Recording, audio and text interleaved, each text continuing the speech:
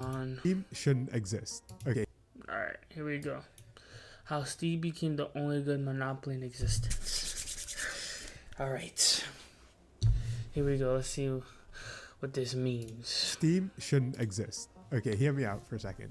I'm definitely glad it exists. I use it like several times a week to buy and play games, and I have a good experience almost every time. But it definitely shouldn't exist. I mean, if I told you that there was a tech company that was founded in the 90s that controlled 70% of its market and that had basically zero meaningful competition, and that the CEO owns a fleet of yachts so big that he needs smaller support yachts for the main one, you'd probably start thinking about guillotines and not video games. And yet this more or less perfectly describes Valve, the company responsible for Steam. It's basically impossible to name another tech company from that era that has a reputation that's half as good as Valve. And even just a quick Google search will show you a litany of admiration and good reviews for Gabe Newell, the founder, in a way that very few people seem to talk about, say, Zuckerberg or Bezos. Valve and Steam have won at the game of capitalism, and they've effectively monopolized an entire business. And yet they are, at the same time, lauded as one of the best examples. I didn't even know Valve was like the parent company. I thought Steam was just the main company. But that's interesting to know that. Consumer-friendly product, and it makes no sense at first glance. So how did they do it? How did Steam beat capitalism without getting greedy?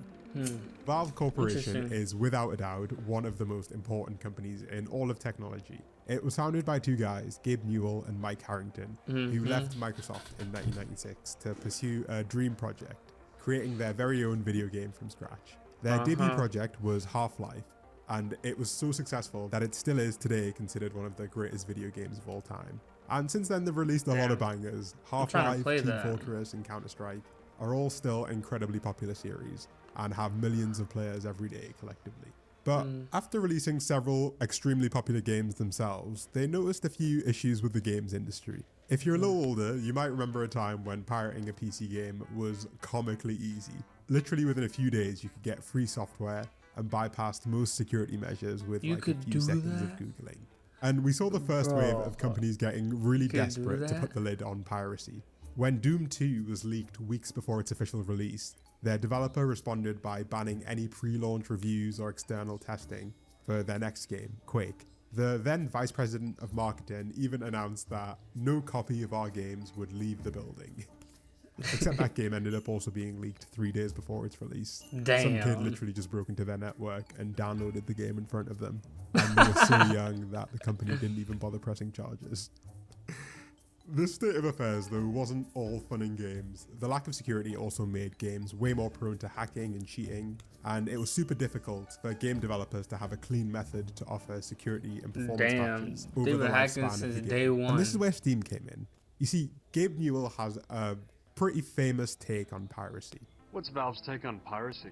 So we don't really worry about piracy. There's misconceptions in the industry about what piracy is, that they don't want to pay any money and they want to get your content. But when you look at the fact that these people have, $2,000 PCs, clearly they're willing to spend money.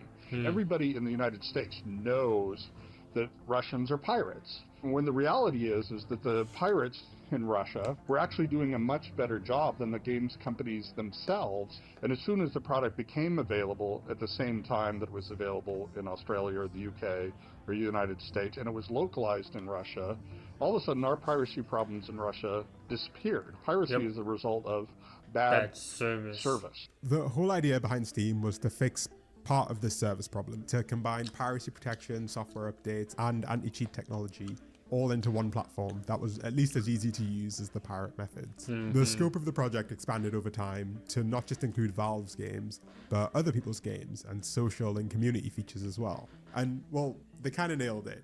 Since launching in late 2003, Steam has accumulated over 100,000 games and now has over 40 million daily concurrent users. I think it'd be a stretch to call Valve a game developer like you might have in the 90s.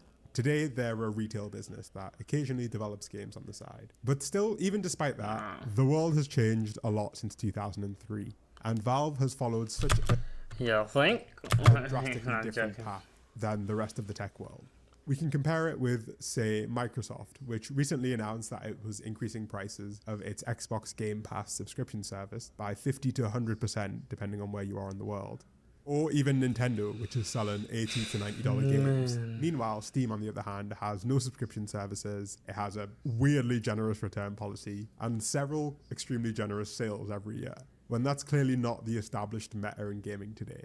You won't find any reviews like this if you look up their competitors. People don't like wax poetic about the Epic Games Store or about EA Origin. And there are a few really good reasons why Valve behaves the way they do, and seemingly nobody else does. Honestly, we can't talk about this story without acknowledging the elephant in the room. Every time we go online, there are companies that are tracking what we buy, where we live, and literally everything that we click on. Oftentimes, this data ends up in the hands of as before. That's where Incogni comes in, who've kindly been a data breach, data brokers. I could do or fill out form ads from this video. Let's get back to it. So Valve is a weird company, but not just from the outside.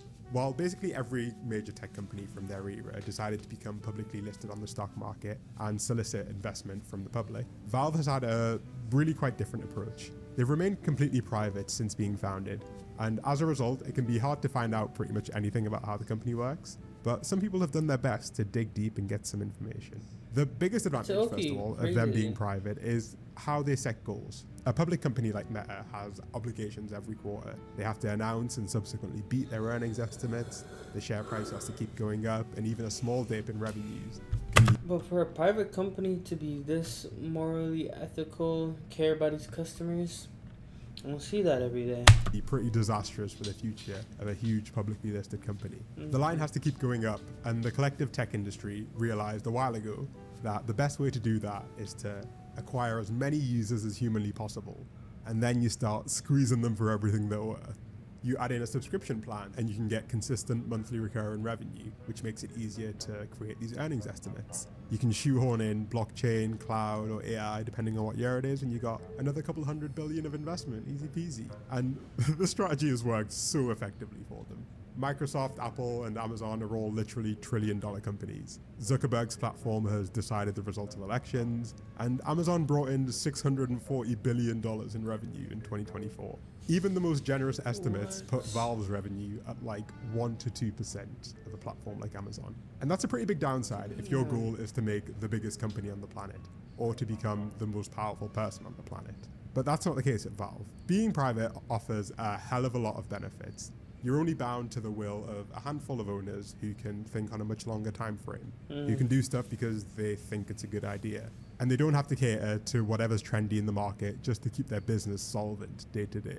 You'll actually notice that the Steam interface has barely changed since the original launch. There's no AI chatbot in there, and their changes operate under a whole different calculus, a whole different set of decision-making principles. Since being relevant to Wall Street is just not a core part of their business model. They can focus their energy on changes that are actually worth doing, not ones that look like what the market wants to hear. And that philosophy has kind of permeated the entire company from top to bottom. It's a few years ago, a copy of their internal employee handbook leaked and revealed a lot of weird stuff happening inside Valve. Valve is a company where no one has a formal manager, projects are completely self-organized, and employees decide how they allocate 100% of their work time throughout the week. The handbook literally tells employees that they should only work on a project that they believe is important enough for them to work on. They have a section all about work-life balance, which directs newcomers towards a specific employee that they can speak to if they need more encouragement to take time off. There's so much stuff in here that would never in a million years pass the approval structures of your average public company, where having power over people is kind of the point a lot of the time. Stuff like nobody has ever been fired at Valve for making a mistake, and working overtime for extended periods indicates a fundamental failure in planning at Valve. These things are pretty wild to see in a corporate handbook, and clearly Valve has put a lot of thought into creating a company that actually does seem to get quite a lot out of its people, especially given how small it is.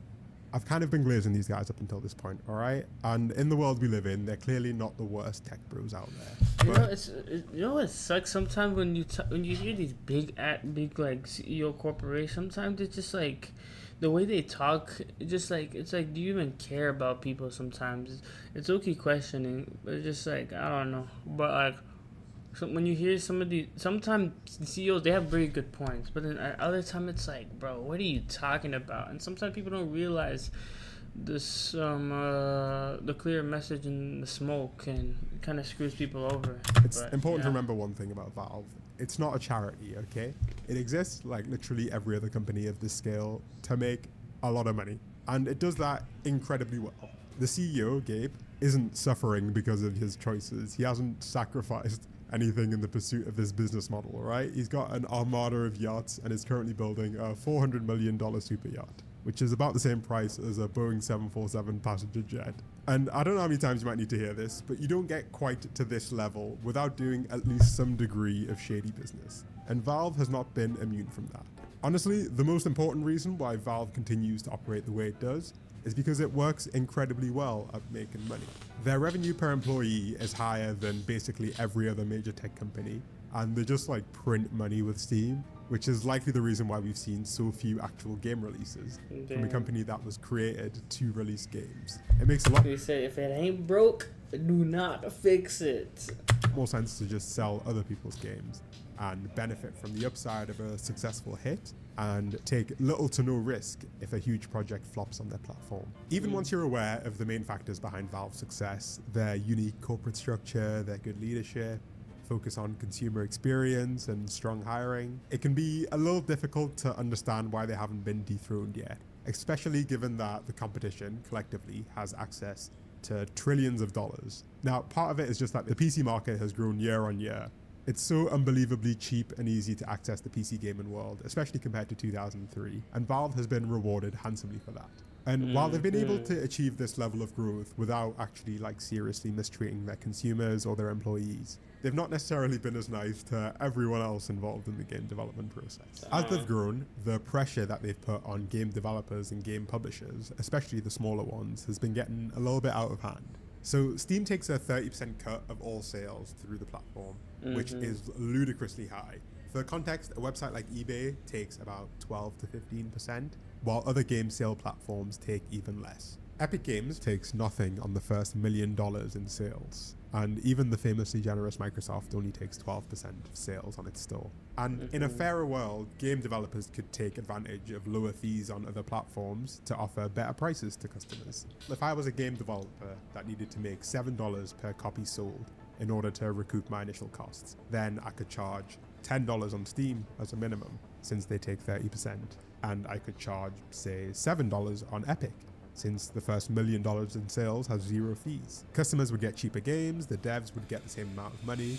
It's one of the clearest win-wins ever. Except that Valve is well aware of this and forces developers to agree to what's known as a most favored nation clause in its agreements. An MFN, a most favored nation clause, basically means that a developer can't sell their game substantially cheaper elsewhere if it's also listed on Steam.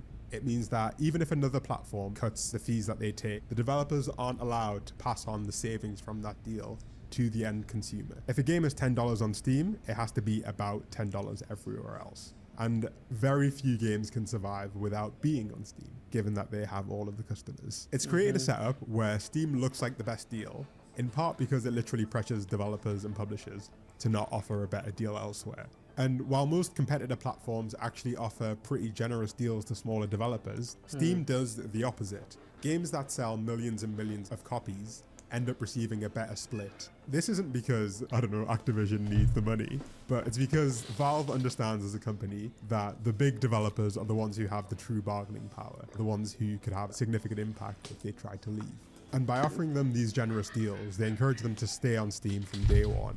Indie developers who sell 50, 100, or even 10,000 copies of a game don't have a fraction of the bargaining power. And so there's no need to offer them a better deal. I mean, this is like clearly pretty anti-competitive if you ask me, but from a marketing and... So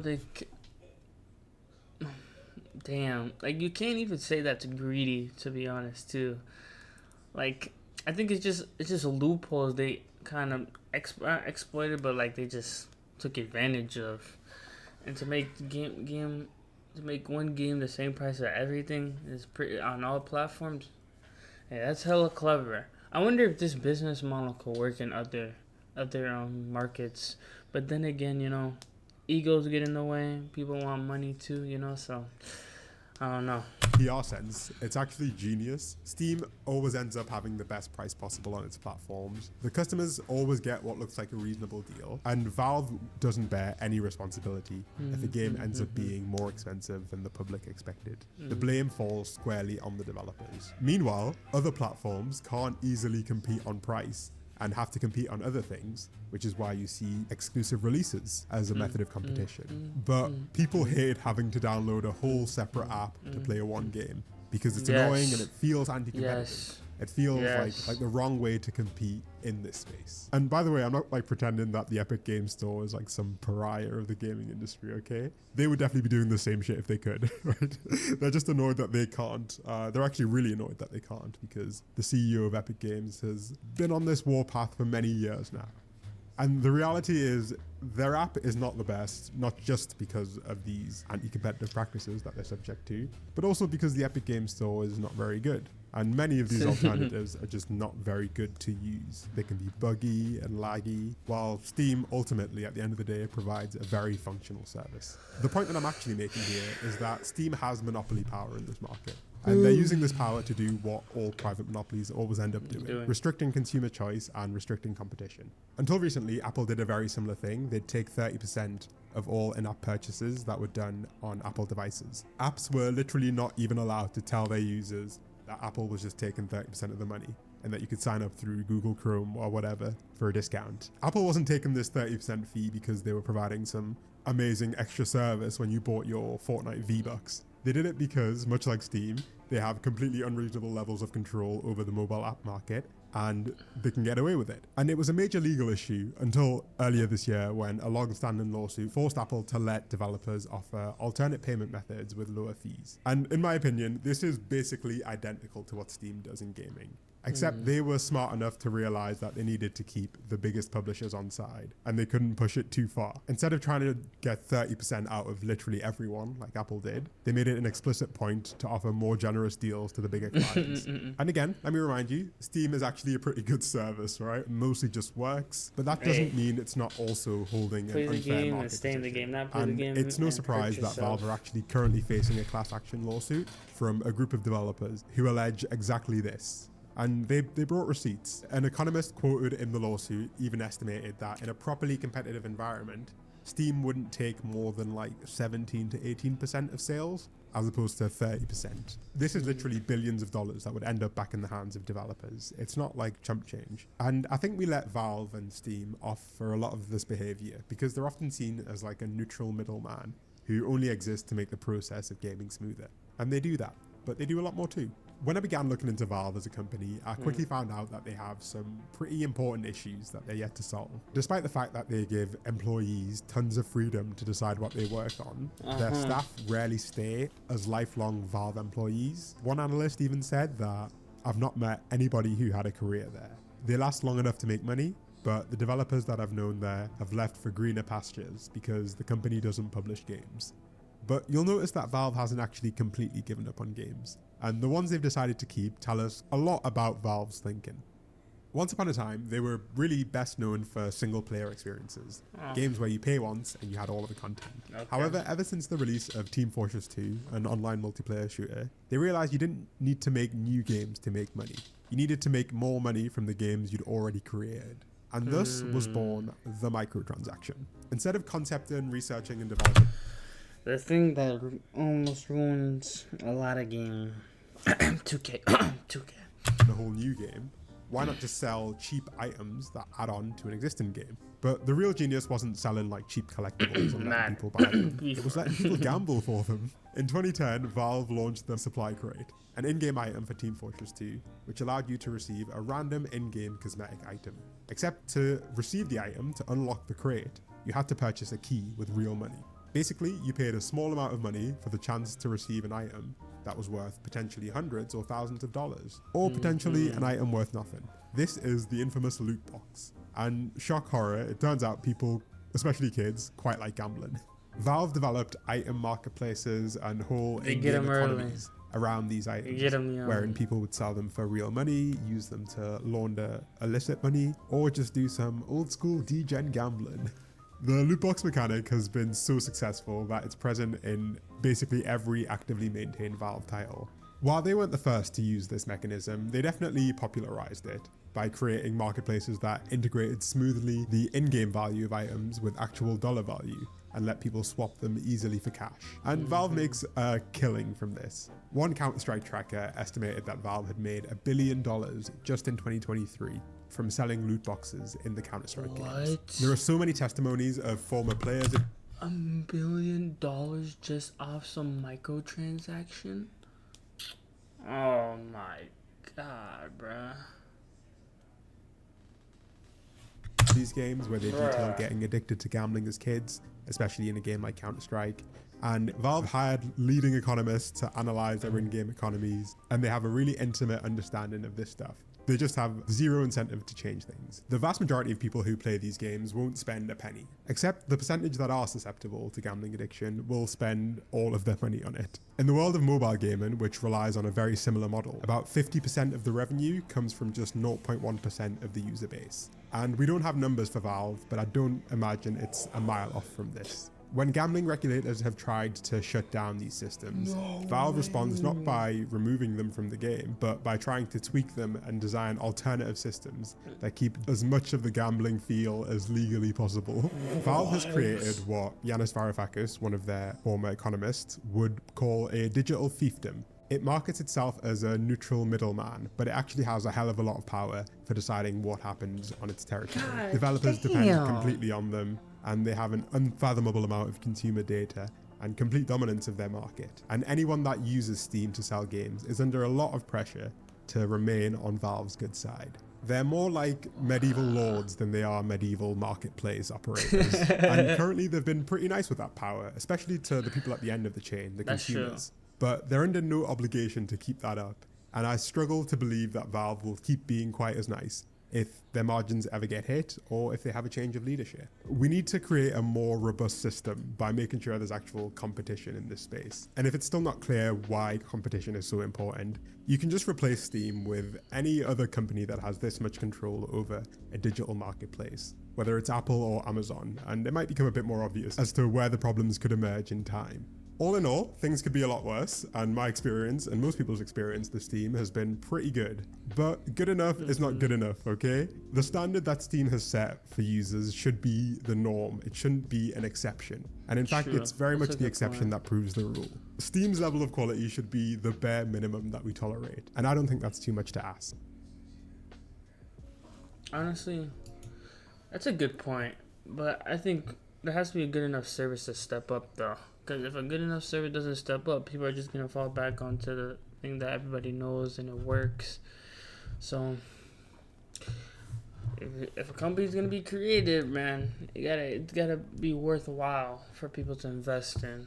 And not just something that, like, you know, just kind of just put out there just to compete. Because that won't do any good. You know? It will not do any good. Alright. The next video,